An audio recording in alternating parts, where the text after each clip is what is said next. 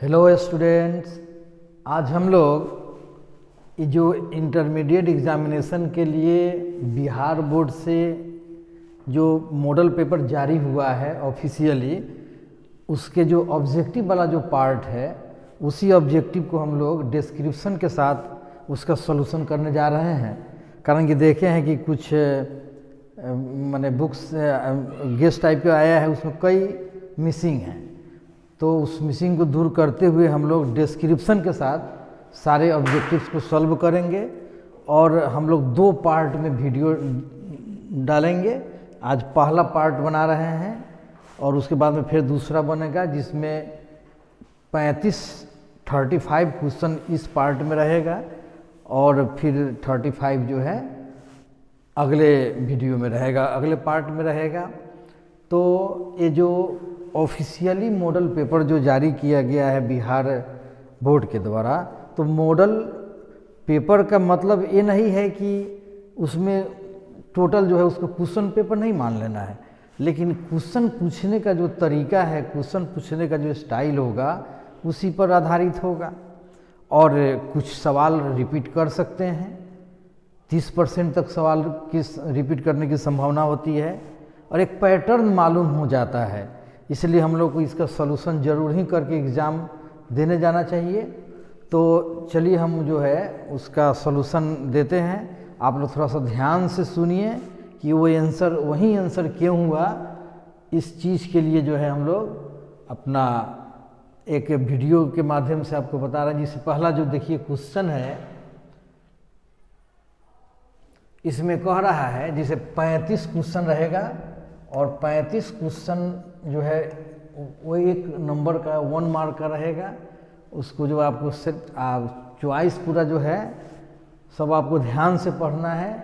आपको total objective जो है 70 पूछे जाएंगे, जिसमें आपको 35 को सिलेक्ट करके क्या करना है, लिखना है।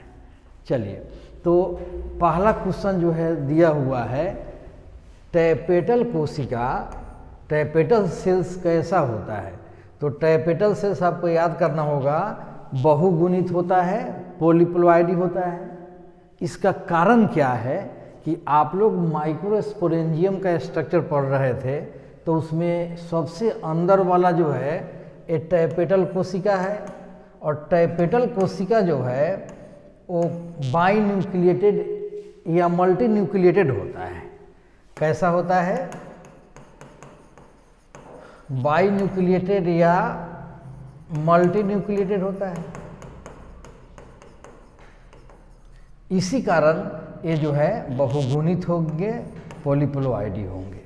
तो हो सकता है कि कोई ज़रूरी नहीं है कि यहीं से हम क्वेश्चन पूछें, इसी को पूछ देगा कि टैपेटल कोशिका कैसे होते हैं, तो यहाँ ये नहीं पूछकर क्या पूछ दे, बाई न्यूक्लिएटेड मल्टी न्यूक्लिएटेड वाला चॉइस रख दे।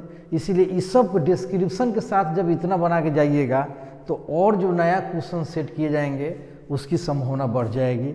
चलिए, अब बनाना इज एग्जाम्पल ऑफ पार्थेनोकार्पी।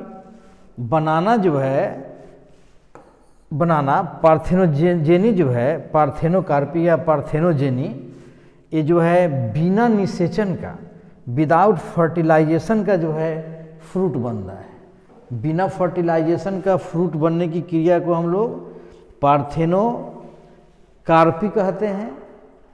और इसका सबसे बढ़िया नेचुरल पार्थेनोकार्पी का उदाहरण बनाना है। बनाना पार्थेनोकार्पी का जो है एग्जाम्पल हो गया। फिर अगला क्वेश्चन हम लोग देखते हैं।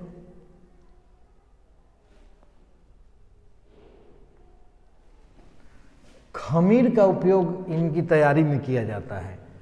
East is use in preparation of ethyl alcohol जो है आंसर होता है। आप लोग पढ़े होंगे कि ग्लूकोज जो होता है, ग्लूकोज उसका जो है एनारोबिक रेस्पायरेशन होता है। तो एनारोबिक रेस्पायरेशन में वहाँ पर कौन रहता है, ईस्ट, और ईस्ट से क्या निकलता है, जाइमेज एंजाइम निकलता है, जो इथाइल अल्कोहल का एनारोबिकली जो है इसको क्या करता है, इथाइल अल्कोहल CO2 और 2 ATP एनर्जी में क्या कर देता है, ब्रेक कर देता है, इसलिए इथाइल अल्कोहल आंसर होगा। यही इथाइल अल्कोहल का क्या है, फार्मूला है। तो ईस्ट का उपयोग, खमीर का उपयोग इथाइल अल्कोहल के तैयारी में की जाती है। मादा मनुष्य के मासिक चक्र को प्रभावित करता है, LH भी करता है, प्रोस्ट्रोजेन करता है, FSH करता है, इसलिए इसका आंसर क्या होगा, LH होगा। मेंस्ट्रुअल साइकिल में जब उसका हार्मोनल कंट्रोल का जब ग्राफ देखिएगा तो ये सारे हार्मोन्स का नाम आएगा, इसलिए LH, FSH और एस्ट्रोजेन, ये तीनों इसका जो है आंसर हो जाएगा। फिर हम लोग अगला सवाल देखते हैं।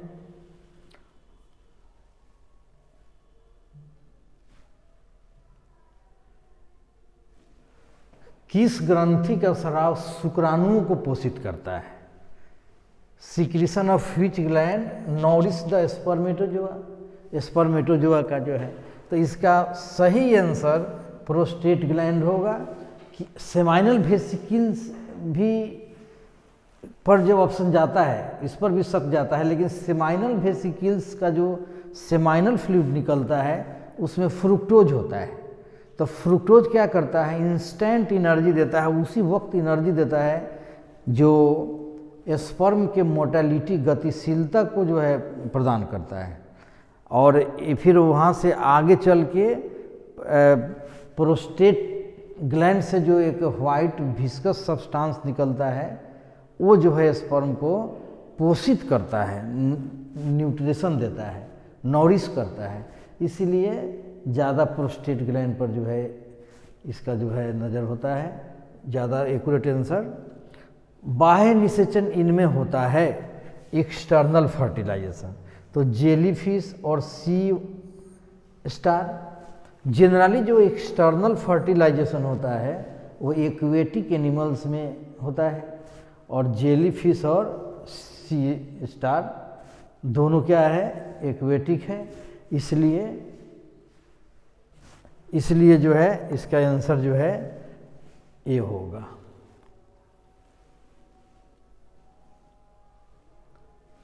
अगला जो है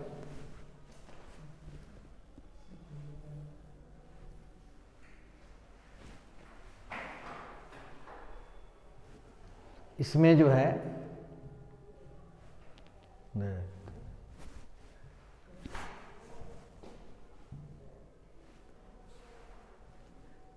सिनर्गिड्स कोशिकाएं होती है, सिनर्गिड सेल्स, ये इम्ब्रायोसैक के अंदर की कोशिका है, और इम्ब्रायोसैक के अंदर की सारी कोशिकाएं जो है मियोसिस के द्वारा बनते हैं, हैप्लॉइड होते हैं, इसलिए इसका ज़्यादा एक्यूरेट आंसर हैप्लॉइड होगा।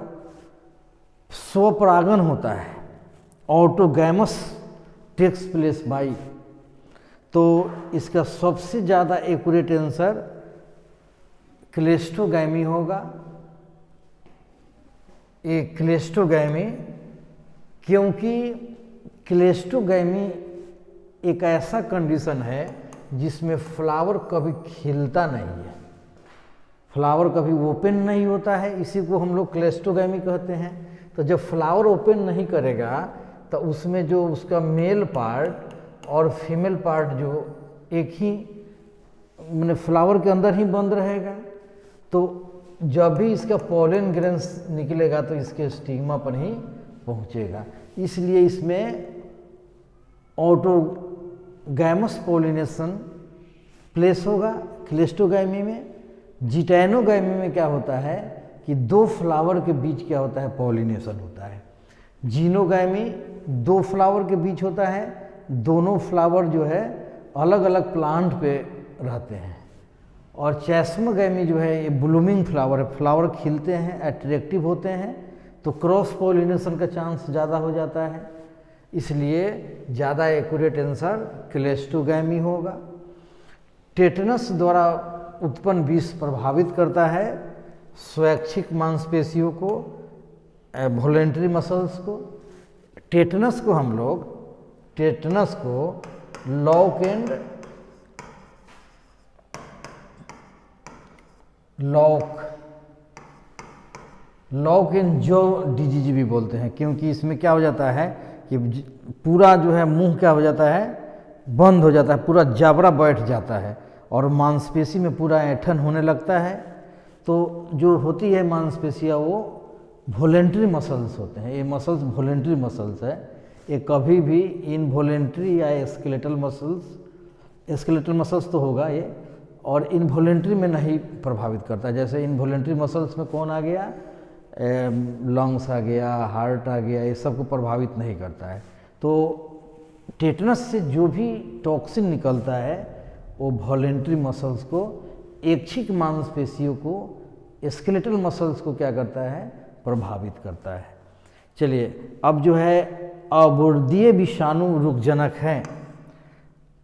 ऑन्कोजेनिक वायरस कैंसर के जो है कारक है, आप लोग पढ़े होंगे। ऑन्कोजेनिक कैंसर से रिलेटेड शब्द है ऑन्को, इसलिए ऑन्कोजेनिक वायरस किसका पैथोजन है, कैंसर का है। अगला सवाल जो है, पौधों में तृणमारक प्रतिरोधक जीन हर्बिसाइड रेसिस्टेंट जीन जो है ये प्लांट जो है किसका है, तो इसमें जो है एक्यूरेट आंसर जो है इसका HT होगा। HT जो है ये हर्बिसाइड रेसिस्टेंट जीन है। इस जीन को जिस पौधा में अगर इंसर्ट किया जाता है, लगाया जाता है, उसमें एक ऐसा क्षमता जाता है, उस पौधा को जहाँ रोपा जाता है तो वो सराउंडिंग में एक टॉक्सिन का सिक्रीशन करता है। वो टॉक्सिन अगल बगल के हर्ब्स को, घास फूस को क्या करता है, मार देता है, इसलिए HT जीन होगा।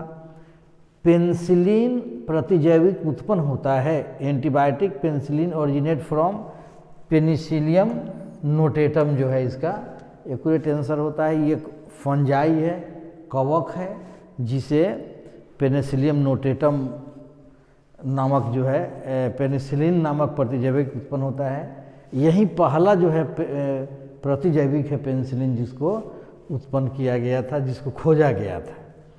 अब जो है अगला हम लोग का सवाल है, जलक्रमक में अग्रगामी समुदाय का निर्माण करते हैं। आपको जो है हाइड्रोसर्स पायोनियर कम्युनिटी जो है, तो इसमें जो है क्या है, फाइटोप्लैंक्टन्स, और फाइटोप्लैंक्टन्स ही डायटम्स ग्रीन एल्गी है। तो ये दोनों जो है A और B, जहाँ चॉइस में हम लोग को दिया है D, तो हम लोग का ज़्यादा एक्यूरेट आंसर D होगा, फाइटोप्लैंक्टन्स। और फाइटोप्लैंक्टन्स का ही एग्जाम्पल ये लोग है, तो ये दोनों सही चॉइस हुआ, इसीलिए तीसरा D ऑप्शन हो जाएगा। उसके बाद में कहता है क्रस्टोज लाइकेन का उदाहरण है। क्रस्टोज लाइकेन जो है राइजोकार्पन है।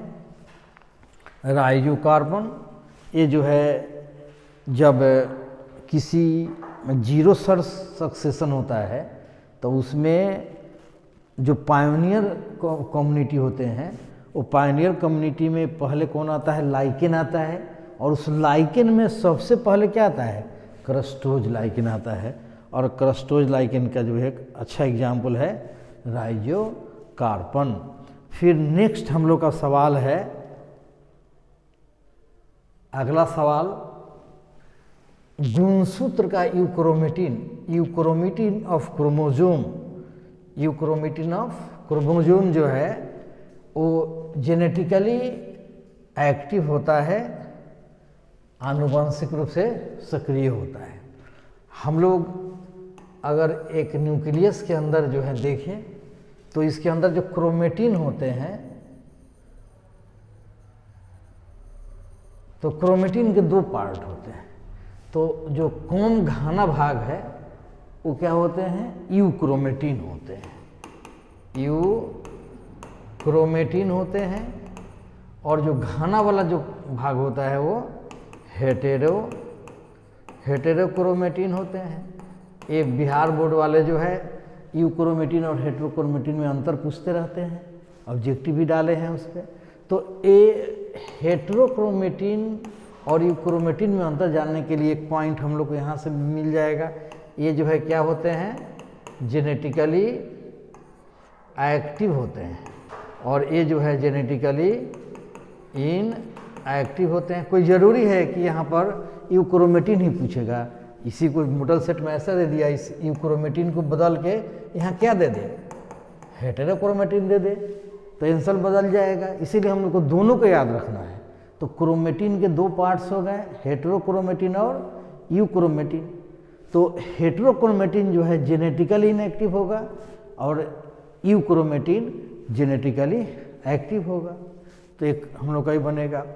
कहता है संकर शक्ति हाइब्रिड विगर, संकर शक्ति hybrid vigour occurs due to, तो हाइब्रिड विगर हमेशा जो है विषम युग्मता हेट्रोजाइगोसिटी से ही आ सकता है। हेट्रोजाइगोसिटी आगे चॉइस है यहाँ पर, हेट्रोजाइगोसिटी।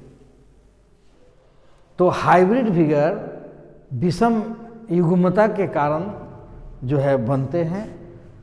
उसके बाद में अगला हम लोग के पास सवाल है, चलिए बहुत आसान सवाल है, इसको आपको याद रखने होंगे। कहता है कि जफरवंडी, मुर्रा, मेहसाना, ये सभी जो है भैंस की क्या है, नस्लें हैं।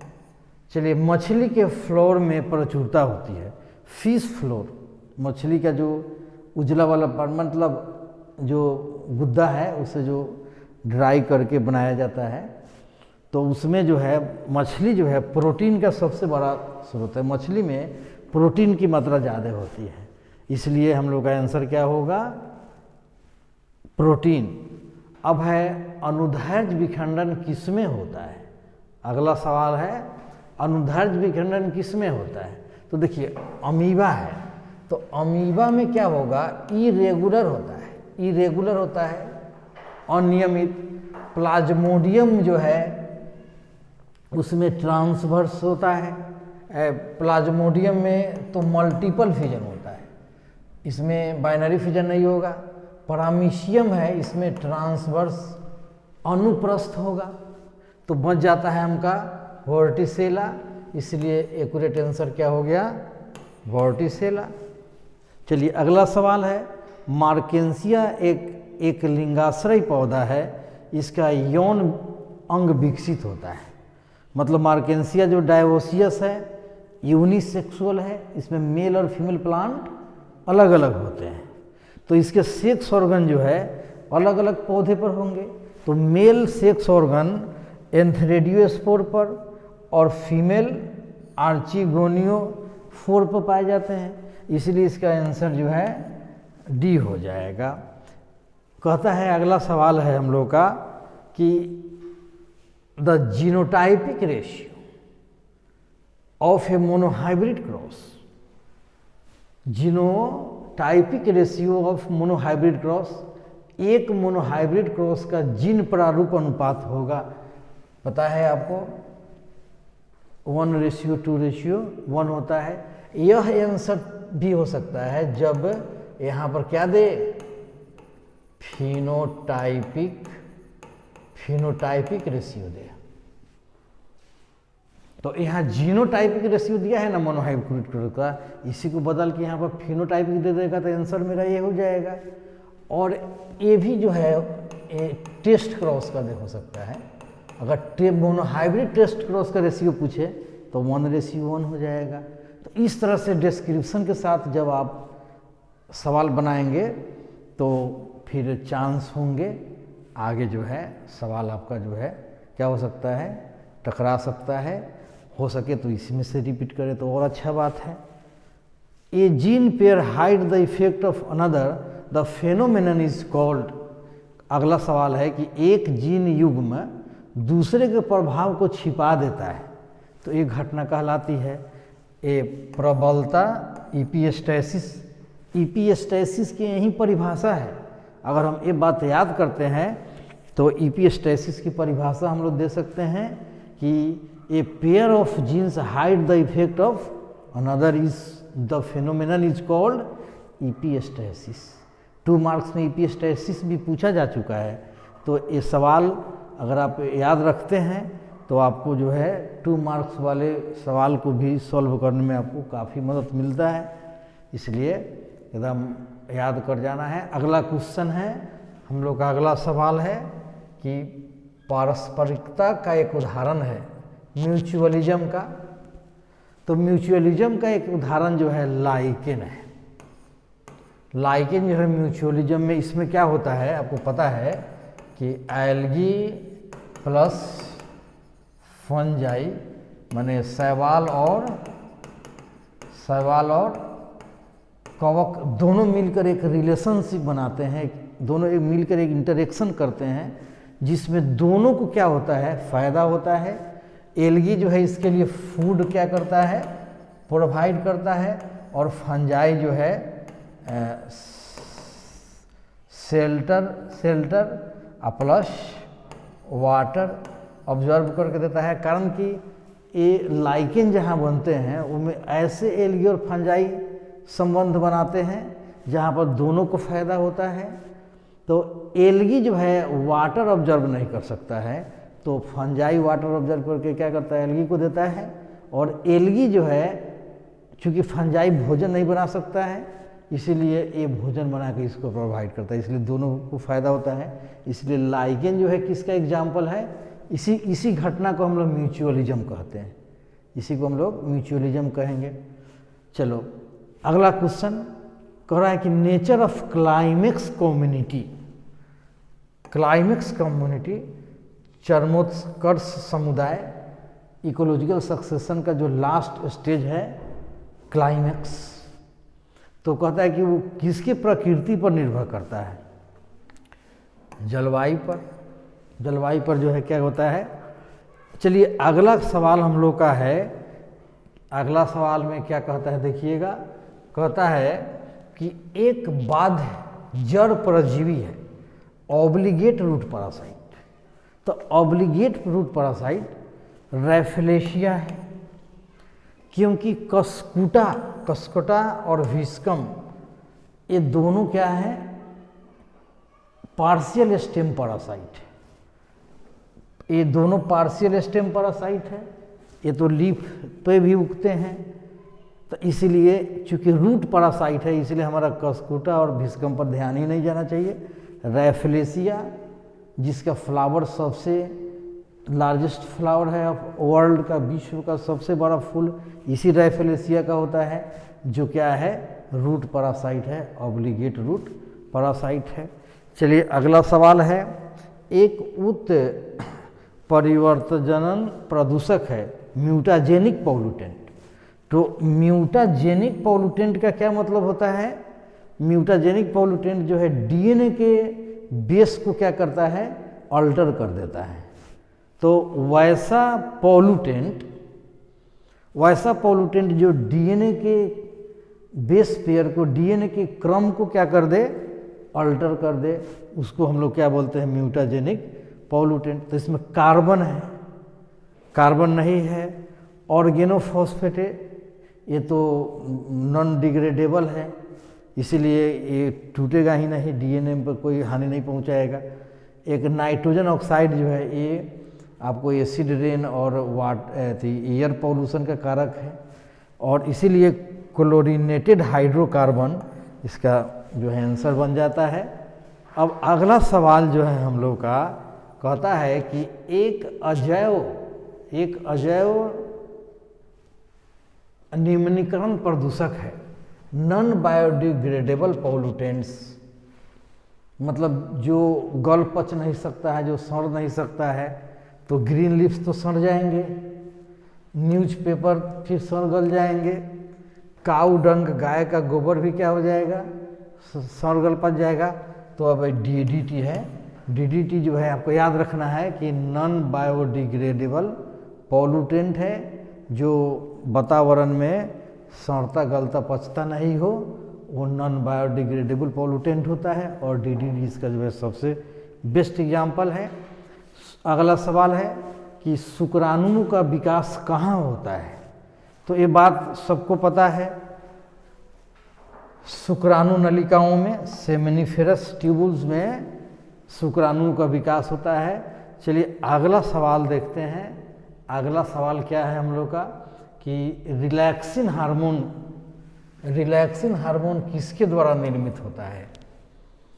तो ये ओवरी के द्वारा जो है रिलैक्सिन हार्मोन, जब पार्चुरेशन का समय आता है, जब प्रसव काल आता है, जब बच्चे का जन्म होना होता है, तो उस समय ओवरी जो है भी एक हार्मोन स्रावित करता है जो रिलैक्सिन होता है। चलिए अगला क्या है, गैस्ट्रूला जो है एम्ब्रायोनिक डेवलपमेंट का एक स्टेज है, एक छिद्र होता है जो कहलाता है। तो देखिए अब चारों चॉइस बनाते समय हम चारों चॉइस पर ऑब्जर्व करेंगे और चारों चॉइस देखने के बाद तब एक निर्णय लेंगे कि क्या एक्यूरेट आंसर हो सकता है। कभी कभी क्या होता है कि आपको जानकारी होते हुए भी आप कंफ्यूज कर जाते हैं, बहुत चीज़ सोचने लगते हैं। तो चलिए जू स्पोर तो एक स्पोर है, ए प्लानोस्पोर और ऊ स्पोर, ये सभी जो है स्पोर का टाइप है। लेकिन हमारा सवाल है कि गैस्ट्रूला में एक छिद्र होता है जिसको हम लोग क्या कहते हैं? तो ब्लास्टोपोर। ठीक है, हम याद कर लेंगे ब्लास्टोपोर। गैस्ट्रूला में एक छिद्र होता है जिसको हम ब्लास्टोपोर कहते हैं। ये सब तो होने का चांस ही नहीं है, कारण कि ये टाइप ऑफ स्पोर है, इसीलिए ब्लास्टोपोर आंसर होगा। Gastrula has a pore is known as. चलिए अगला सवाल हम लोग का है कि मनुष्य के अग्र अंग तथा पक्षियों के पंख किसके उदाहरण है? मनुष्य के अग्र अंग माने फोर लिम्ब, हाथ, अगला बाहु, और पक्षी के विंग्स, पंख, ये दोनों जो है समजात अंग के उदाहरण हैं, कारण कि दोनों की उत्पत्ति और संरचना क्या है? सेम है। हम लोग इवोल्यूशन में पढ़े हैं, ये होमोलोगस ऑर्गन्स के बढ़िया एग्जाम्पल हैं। लेकिन दोनों का कार्य भले क्या है? अलग अलग है, लेकिन दोनों की रचना, उत्पत्ति क्या है? सेम है। यही तो होमोलोगस ऑर्गन है। इसीलिए मनुष्य का अग्र अंग और पक्षी के पंख, ये दोनों होमोलोगस ऑर्गन के उदाहरण हैं। चलिए मछलियों का काल कहलाता है एज ऑफ फिश। हम लोग डेवोनियन पीरियड को क्या बोलते हैं? एज ऑफ फिश बोलते हैं। अगला सवाल हम लोग का है, अगला सवाल भ्रूण विकास का नियम किसके द्वारा दिया गया? लॉ ऑफ एम्ब्रायोनिक डेवलपमेंट, भ्रूण विकास का नियम जो है वॉन वियर जो है ये नियम दिया था। Law of embryonic development, law of, ये रिकैपिचुलेशन थ्योरी के बारे में कुछ अपना बोले थे। वो रिकैपिचुलेशन थ्योरी था कि एम्ब्रायोनिक स्टेज से मैंने जब एम्ब्रायोनिक डेवलपमेंट होता है तो प्रत्येक जीव क्या होते हैं?